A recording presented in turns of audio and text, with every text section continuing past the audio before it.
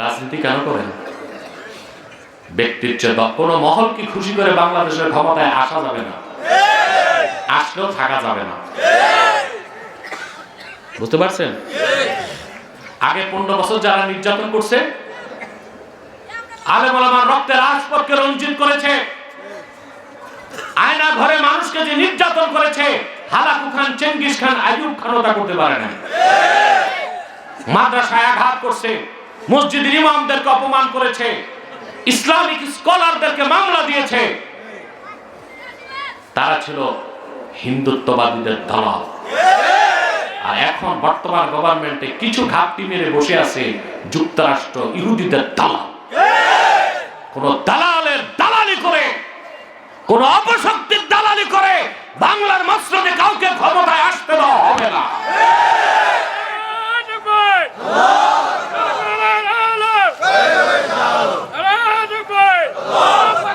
প্রিয় ভাইরা আমার, কথা বুঝতেছেন?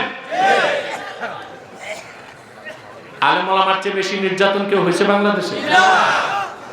কথা বলে। আমি রাজনীতি করি, আগের সরকার 7টা মিথ্যা মামলা দিয়ে গেছে। কতবার আমাকে হামলা করছে, আমার কাছের কর্মীরা যায়। এই পীতাম্বরতী থেকে যাওয়ার সময় আপনাদের দাউদকান্দিতে এক সন্ত্রাসী ছিল, ওই গাঁজাখোর সন্ত্রাসী আমাকে দাউদকান্দি আসতে দিত না। আমি চান্দিনার এক প্রোগ্রামে বলছিলাম সে মেয়াদ উত্তীর্ণ গাঁজা খেয়েছে। এরপর সে এই পীতাম্বরতী দিকে যাওয়ার সময় আমাকে দাউদকান্দিতে অ্যাটাক করে, সামনে গাড়ি পিছে গাড়ি, অস্ত্র শস্ত্র সহ। আর পুলিশও পক্ষে, পুলিশও। এখন আপনাদেরকে এটা ভাষায় প্রকাশ করতে পারবো না। আমার গাড়িটা মাত্র 3 ফুট ফাঁকা জায়গা দিয়ে চলে গেছে। আমি আজ পর্যন্ত জানি না এটা কিভাবে সম্ভব হয়েছে। আলহামদুলিল্লাহ, বহুত চেষ্টা করছে, হত্যা করতে, মারতে, খুন করতে পারে নাই। আমাদের সাথে তাদের দ্বন্দ্ব ছিল কি রাজনৈতিক না আদর্শের দ্বন্দ্ব? এখন যারা আছে তারাও যদি আমাদের সাথে আদর্শের দ্বন্দ্ব করে তা আমরা চুপ থাকতে তো পারি না। আমাদের তো কোনো পলিটিক্যাল ইন্টেনশন নাই, আছে? আমাদের কাছে আমাদের থিওরি হচ্ছে ব্যক্তির চেয়ে দল বড়, দল থেকে দেশ বড়, দেশ থেকে আমার জান বড়, জান থেকে আমার ঈমান বড়, ইসলাম বড়, কোরআন বড়।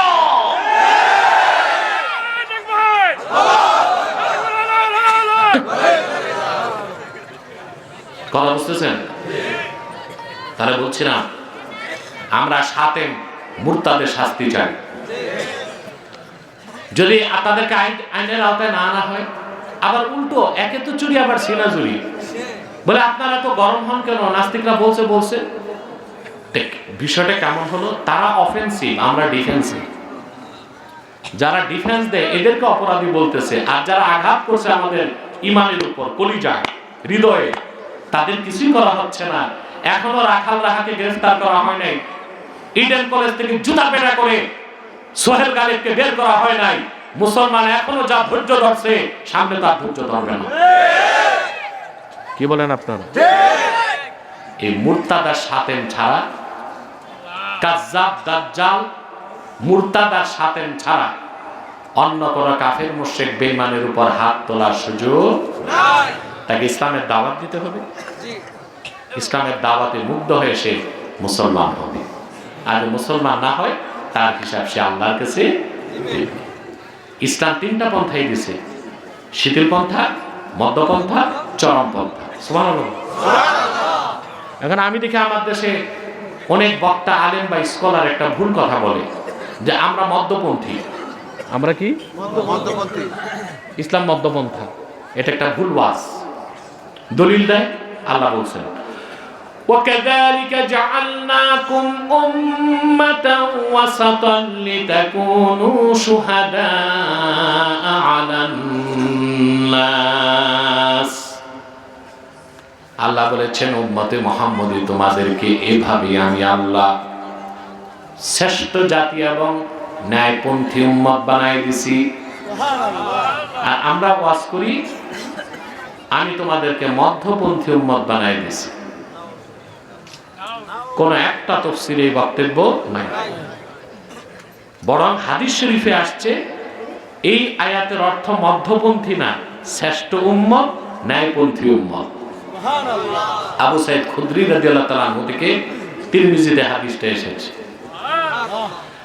আল্লাহর হাবিব নূর নবীজি মুহাম্মদ সাল্লাল্লাহু আলাইহি সাল্লামের কদম থেকে বর্ণনা করেছেন আবু সাইদ খুদরি রাদিয়াল্লাহু তাআলা আনহু, তিনি বলেন ওয়া কাযালিকা জাআলনাকুম উম্মাতাও ওয়াসাতা আই খিয়ারাম ওয়া আদলা। উম্মতে মুহাম্মাদী তোমাদেরকে আমি আল্লাহ শ্রেষ্ঠ জাতি, ন্যায়পন্থী জাতি বানাই দিছি। সামনে আল্লাহ বলেন কেন? লিতাকুনু শুহাদা আলান নাস, যেন হাসর ময়দানে তামাম পৃথিবীর, তামাম পূর্বের আদম থেকে ঈসা পর্যন্ত লাখের উপর পয়গম্বরদের পক্ষে তোমরা সাক্ষী দিতে পারো। এখন সাক্ষী দেবার ক্ষেত্রে মধ্যপন্থার সম্পর্ক না ন্যায়পন্থা? আমরা মধ্যপন্থী না ন্যায়পন্থী? ন্যায়পন্থী। ইসলাম তিনটা পন্থাই দিছে, শিথিল পন্থা, মধ্যপন্থা, চরমপন্থা। তবে ইসলামে উগ্রপন্থা নাই, সন্ত্রাস নেই, সহিংসতা নাই। বুঝলেন? চরমপন্থা আর উগ্রপন্থা এক জিনিস। আপনি কানের ডাক্তারের কাছে গেলেন, কানের ডাক্তার ট্রিটমেন্ট করবে কানের সূক্ষ্মভাবে, শিথিল পন্থায়। কি পন্থায়? কারণ কান খুব সেন্সিটিভ, কান কি, কিন্তু দাঁতের ডাক্তারের কাছে গেলে শিথিল পন্থায় ট্রিটমেন্ট করবে না চরম পন্থায়? ইনজেকশন যেটা আধা হাত, বলতে লজ্জা, এখনো দেখলে আমার ভয় লাগে। এরপরে সারাশি দিয়া টাইনা দাঁত খোলে। দাঁতের ডাক্তার যদি কানের ডাক্তারের পন্থা নেয়, একটা দাঁতও খুলতে পারবে? তো কানের ডাক্তার শিথিল পন্থা, দাঁতের ডাক্তার আপনার মিছিল বের করছেন মনে করেন, পুলিশ এসে আপনাকে প্রোটেকশন দেয় শিথিল পন্থায়। প্রথম দেবে ব্যারিকেড, ব্যারিকেড দিয়ে বলবে যে ভাইরা যত লাফান লাফান ওদিক, ব্যারিকেডটা এটা শিথিল পন্থা।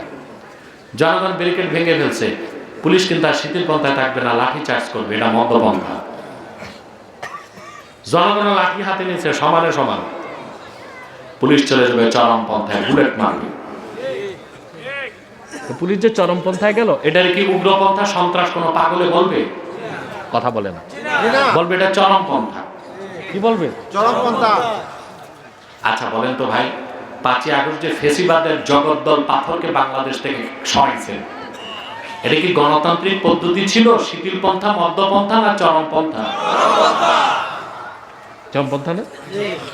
পুলিশ নিচে অস্ত্র হাতে, আমার দেশের নিরীহ বীর সন্তান ছাত্ররা হাতে নিচে জুতা, লাঠি, স্যান্ডেল যে যা পাইছে, লড়াইটা দুই দিক হয়েছে, দুই দিক রক্ত ঝরছে, তারপর না দেশ স্বাধীন করছে।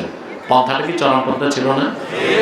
তা নাস্তিকদের জিজ্ঞেস করি, সমন্বয়কদেরকে জিজ্ঞেস করি, উপদেষ্টাকে জিজ্ঞেস করি, ডক্টর ইউনূস সাহেবকে জিজ্ঞেস করি, বিশেষ করে আমার স্নেহের যে এখন উপদেষ্টা আমার কাছে আসছে, সে মাহফুজ আলম উপদেষ্টা, এখন তাকেও বলি গণতন্ত্র প্রতিষ্ঠায় চরমপন্থা জায়েজ, শুধু ইসলামের স্বার্থে চরমপন্থাটা নাজায়েজ আর সন্ত্রাস।